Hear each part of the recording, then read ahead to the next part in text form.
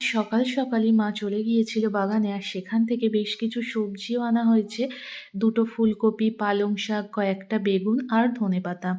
এই সদ্য তুলে আনা ফুলকপি দিয়ে আজকে এই শীতের সিজনে ফুলকপি দিয়ে পার্শে মাছের কাসুন পোড়ার ঝোল করব, যেটি কিন্তু এই সিজনে খেতে ভীষণই ভালো লাগে। আর আমি সুপর্ণা স্ত্রীর রান্নাঘরে সকলকে অনেক অনেক স্বাগত জানিয়ে আজকে ভিডিওটি শুরু করছি। প্রথমেই পার্শে মাছ ধুয়ে পরিষ্কার করে তাতে সামান্য পরিমাণে নুন আর হলুদের গুঁড়ো খুব ভালোভাবে মিশিয়ে নেব। এই ফুলকপির সিজনে এইভাবে একবার পার্শে মাছ দিয়ে ফুলকপির এই কাসুন পোড়া ঝোল খেয়ে দেখবেন, আশা করছি ভীষণই ভালো লাগবে। মাছগুলির মধ্যে নুন হলুদ মেশানো হয়ে যাওয়ার পর ফুলকপি কেটে নেব। প্রথমে ফুলকপিটি অর্ধেক করে নিয়ে ফুলগুলি এভাবে আলাদা করে নেব, আর তারপর ফুলগুলি আলাদা হয়ে গেলে মাঝখান থেকে কেটে দু পিস করে নেব। আর এই কাসুন পোড়া ঝোলের মধ্যে আমি নতুন আলু ব্যবহার করেছি। আলুগুলি এইরকম লম্বা লম্বা করে কেটে নিয়েছি। এছাড়াও ধনেপাতা, কাঁচা লঙ্কা আর একটা পেঁয়াজ একদম সরু সরু করে কুচিয়ে নিয়েছি। তারপর উনুন ধরিয়ে কড়াইটি গরম করে নেব। তাতে 1 টেবিল চামচ কালো সর্ষে, খুব সামান্য পরিমাণে সাদা সর্ষে আর 1 টেবিল চামচ ভরে পোস্ত দিয়ে দেব। দিয়ে ভালো করে একটু ভেজে নেব। যখনই দেখবেন খুব সুন্দর একটি গন্ধ ছাড়ছে, আর এই সময় কিন্তু উনুনটি একদম আঁচটি কমিয়ে রাখবেন।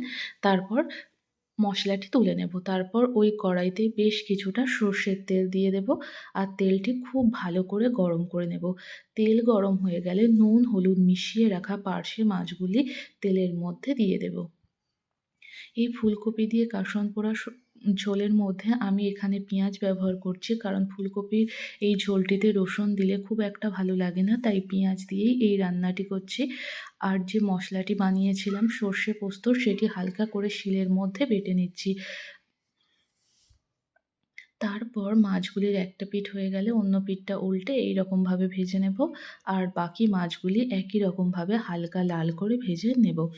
যেহেতু পার্শে মাছগুলি খুব বেশি ভাজলে খেতে ভালো লাগে না, তাই হালকা করেই ভেজে নিয়েছি। তারপর ওই তেলের মধ্যেই কালো জিরে আর দুটো শুকনো লঙ্কা দিয়ে কয়েক সেকেন্ড পর দিয়ে দেব কুচিয়ে রাখা পেঁয়াজগুলি।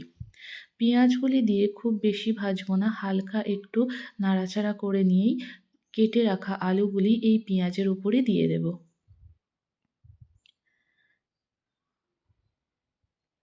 আলুগুলি দেওয়ার পর একটু হালকা করে ভেজে নিতে হবে। এই ঝোলটি খেতে যেমন সুন্দর হয়, আর খুব সহজে কিন্তু বানানোও হয়ে যায়। আলুগুলি এই রকমভাবে নাড়াচাড়া করে হালকা লাল করে ভেজে নেব। তারপর ধুয়ে রাখা ফুলকপিগুলি দিয়ে দেব।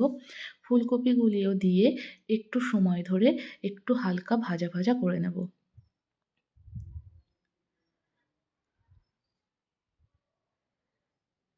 এই রেসিপিটি ট্যাংরা মাছ দিয়েও করা যায়, যেটি খেতেও ভীষণ ভালো হয়। তো আজকে পার্শে মাছ যেহেতু আনা হয়েছিল, তাই পার্শে মাছ দিয়েই এই ঝোলটি বানিয়েছিলাম। দেখুন ফুলকপি আলু এই রকমভাবে ভেজে নিয়েছি। এবার একে একে গুঁড়ো মশলাগুলি দিয়ে দেব। প্রথমেই দিয়ে দিচ্ছি হলুদ গুঁড়ো খুব সামান্য পরিমাণে। তারপরে দিয়ে দেব লাল লঙ্কার গুঁড়ো। যেহেতু আমি কাঁচা লঙ্কা এখানে ব্যবহার করছি, তাই খুব সামান্য পরিমাণেই লঙ্কার গুঁড়ো দেব। দিয়ে মশলাগুলির সাথে সবজিগুলি আবারও খুব ভালো করে মিশিয়ে নেব। তারপরে দিয়ে দেব পরিমাণ মতো লবণ। এখানে আমি ওই হাফ চা চামচ মতো লবণ দেব। লবণ দেওয়ার পর আবারও মশলাগুলি ভালো করে কয়েক মিনিট কষিয়ে নেব, তারপর জল দিয়ে দেব। আর এই কাসুন পোড়া ঝোলের মধ্যে জলের পরিমাণটা একটু বেশি দিতে হয়, তাই এখানে আমি 1 গ্লাস ভরে জল দিয়েছি। জলটি দেওয়ার পর জলটি ফোটা পর্যন্ত অপেক্ষা করব, তারপর 5 মিনিট ঢাকা দিয়ে দেব। 5 মিনিট ঢাকা দেওয়ার পর ঢাকাটি খুলব। এই সময় কিন্তু উনুনের আঁচটি একদম জোরে দেওয়া ছিল। আর দেখুন 5 মিনিট এভাবে ফুটিয়ে নিয়েছি, তারপর ভেজে রাখা মাছগুলি দেব। আগেই বলেছি পার্শে মাছগুলি যেহেতু নরম হয়, তাই আগে থেকে দিলে ভেঙে যেতে পারে। তাই 5 মিনিট ঝোলটি খুব ভালো করে ফুটিয়ে নিয়ে তারপর ভেজে রাখা মাছগুলি ঝোলের মধ্যে দিয়ে দেব। মাছগুলি ভালো দেওয়ার পর তারপর কুচিয়ে রাখা কাঁচা লঙ্কা আর ধনেপাতা কুচি দিয়ে দেব। তারপর যে মশলাটি বানিয়ে রেখেছিলাম সর্ষে আর পোস্তর, ওই কাসুন পোড়া মশলাটি দিয়ে দেব। এখানে মশলাটি একটু বেশি লাগছিল তাই অল্প পরিমাণে রেখে দিয়েছি। তারপর মশলাটি ভালো করে মিশিয়ে আবারও ৫ মিনিট উনুনের আঁচটি কমিয়ে ঢাকা দিয়ে রাখব। এইভাবে অবশ্যই এই সিজনে একবার মাছের ঝোলটি বানিয়ে দেখবেন। আশা করছি ভীষণ ভালো লাগবে। আর আমার ভিডিওটি যদি ভালো লেগে থাকে অবশ্যই লাইক করে দেবেন।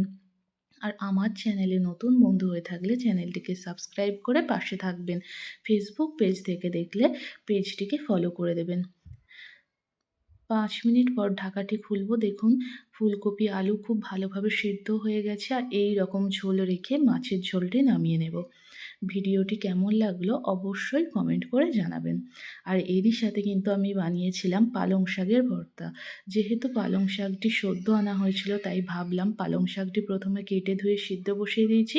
এরই সাথে ভাতের হাঁড়িতে ৩টি আলু দিয়ে দিয়েছি। তারপর শুকনো লঙ্কা ভেজে একটু নুন দিয়ে ভালো করে গুঁড়ো করে নিয়েছি। তারপর সিদ্ধ করে রাখা আলু আর পালং শাক খুব ভালো করে মেখে নেব। আর এই নুন দিয়ে যেহেতু লঙ্কাটা মেখে রেখেছিলাম তাই আর নুন ব্যবহার করব না। এতে দিয়ে দেব সর্ষের তেল। পালং শাকের মধ্যে আর কোনো মশলা খুব একটা খেতে ভালো লাগে না, তাই আমি এখানে শুধুমাত্র শুকনো লঙ্কা, নুন আর সর্ষের তেল দিয়েই এই পালং শাক মাখাটা বানিয়েছিলাম। আপনারা অবশ্যই এইভাবে একবার বানিয়ে দেখতে পারেন। ভিডিওটি কেমন লাগলো কমেন্ট করে জানাবেন। দেখা হচ্ছে পরের ভিডিও।